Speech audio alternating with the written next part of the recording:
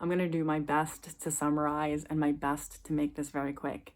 So I want to talk about the expansion and contraction in the way that I see it, about what I mean when I say that wherever there's a narcissist, there's a codependent, and vice versa, because I see it as being the flip side of the same coin, in the sense that codependents, we are, if you equate living and like creating on the planet to the birth process, especially if you're a woman, this will resonate if you've ever given natural childbirth.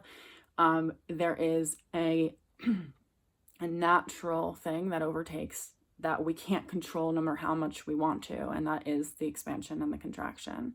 And normal people live life that way. They know how to be in the expansion and the contraction because they're just giving birth, right? But when you're giving birth, you're not looking in the mirror to see what you look like, right? Because you're just creating something, and that creation is overtaking you. But the problem with the narcissist and the codependent is that they're both image-based disorders, right? Where normal people can be in the ebb and flow of like, I'm humbled when I need to be humbled, I'm doing things well when I need to do things well, I'm standing in my own authority. Normal people can operate in that natural rhythm of I expand and I contract, I expand and I contract. But the codependent hangs out in the contraction, right? We're like, oh my God, I'm suffocating in here and there's no room for me and I can't be too big, I can't come out.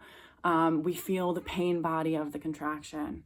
And we deeply want to get out of the contraction because it feels like hell and it feels like a hole, literally. And then there is the opposite side of that contraction, which is the expansion, which also hurts.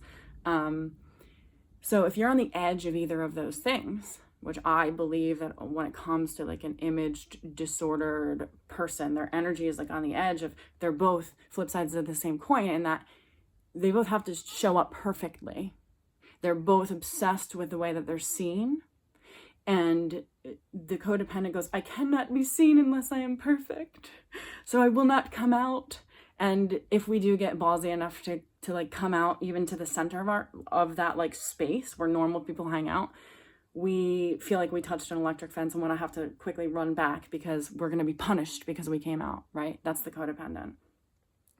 And then there is, we're so attracted to these people on the other side of that energetic wheelhouse because they're able to just expand and stay in that expansion. But the problem is that both of those ways of being are polarized. They're disordered. Like if you think about this like a coin, I wrote about this the other day. That's probably why this is coming. But if you think about it like a coin, like one side of the coin is heads, one side of the coin is tails, but the piece that connects them is that centerpiece, right? Like it's not this side or this side, it's like the center, the throughway.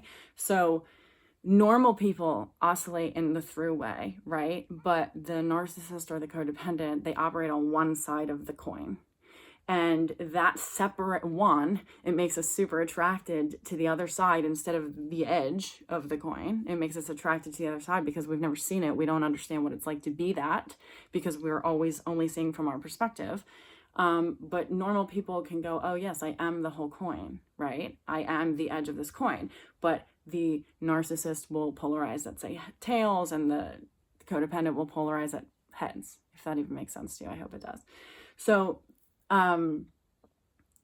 the expansion of the narcissist having to be in that space of, I am perfect, I am acting perfect, I will not waver, everybody will see my perfection, that is all I will let them see, right? That's a different kind of pain body because both are on the edge. One is like pushing up to the dark, and one is like pushing itself back into the dark. When we are in our natural flow of my image is not what's important here, because what's interesting is that when our image suits us, we like it. When it doesn't suit us, we don't like it. We do the same exact thing to ourselves that people have done to us. So that holding our image out to be the thing that is judged instead of being the thing that you want to be seen as, right? Because every single time I step on here, you're going to judge me, right? And if I care so much about my image, I don't show up. And you know what happens? You guys, and thank you for even being here, which is nuts to me still. You go, hey, Stace, I haven't seen you in a while. Like, what's up? Can you like share some of your shit with me? That's awesome. And I would probably be hiding behind some idea that I have to be perfect if I wasn't at this point, like haven't been strong enough to like just self-validate to get to the point where you can go, hey, thanks for actually coming out. Thanks for coming out into the world. So if I cared that much about my image, I wouldn't do this. And if I cared so much about my image, if I was like on the flip side of that coin, that I had to appear as perfect, I wouldn't be talking to you, right? And you're my person. You're the kind of person I want to be talking to. So, and that would feel stiff and annoying and disgusting, and I would hate it. So anyway, I'm really glad that I like rebelled against the perfectionism thing. But that's another thing that we have to recognize. Like, the codependent person is, when we're in our contraction, that space that we feel like invisible, we're also rebelling against responsibility to come out and against our own authority. We're literally rebelling against our own authority when we stay in that contracted space. So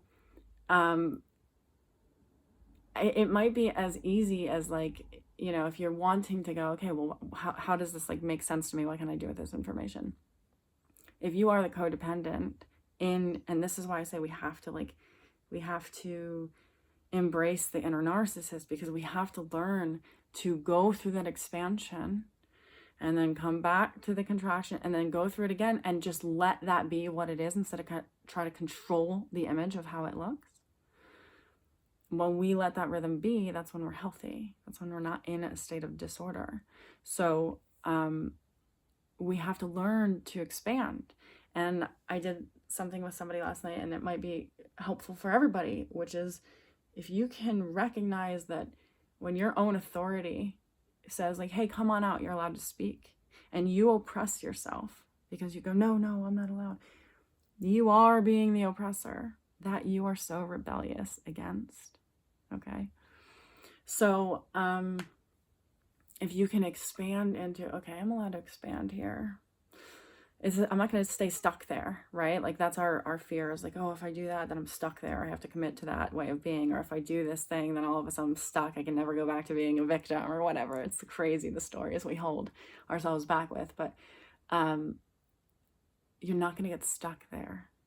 You're not going to get stuck in the expansion, but the expansion is necessary.